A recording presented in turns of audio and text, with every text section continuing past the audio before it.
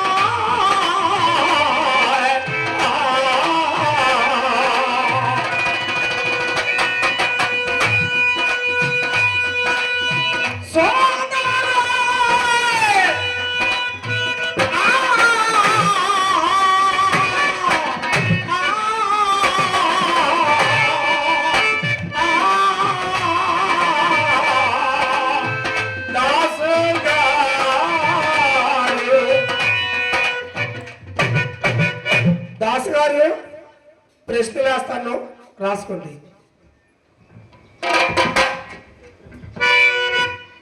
పూర్వకాలంలో ఒక మునేశ్వరుడు చాలా తపస్సు చేస్తుందంట.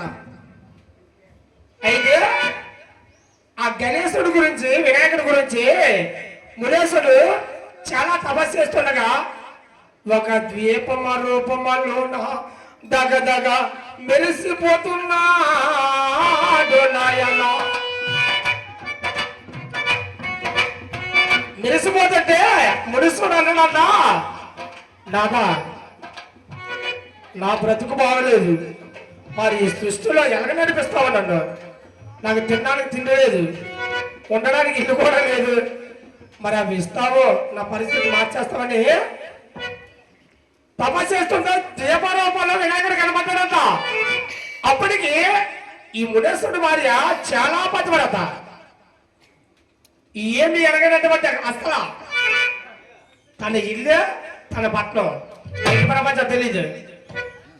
వీళ్ళిద్దరు కలిసి సృష్టికి స్థితి లయ కారణంగా మారిపోవాలని ఇంకో మునేశ్వరుడు వరమించాడట.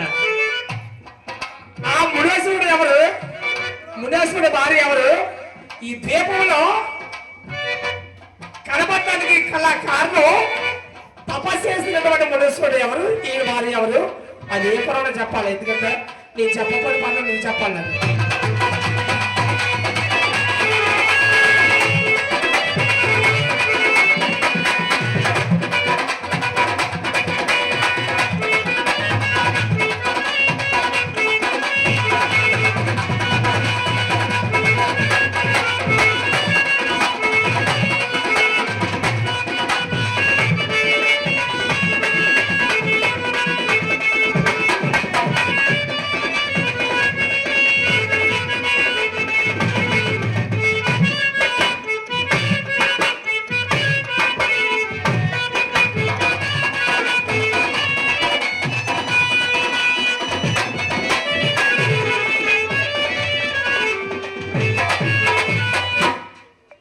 అర్థమైంది కదా ప్రశ్న? ద్వీపం రూపంలో వినాయకుడు కనబడ్డాడు ఒక మునేశ్వరుడికి. ఈ మునేశ్వరుడు తన భార్య సృష్టి మొత్తం మనం నడిపెద్ద మనిషి కోరుకుంటూ ఒక మునేశ్వరుడు వర్ణించాడట. ఆ మునేశ్వరుడు ఎవరు? తన భార్య పేరు చెప్పాలి. ఈ మునేశ్వరుడు ఎవరు? తన భార్య పేరు చెప్పాలా? అలాగే ఆ ద్వీపంలో కనబడ్డానికి గల కారణం ఏంటి నాకు చెప్పాలి. పురాణం కూడా చెప్పానండి సతీష్ గారు.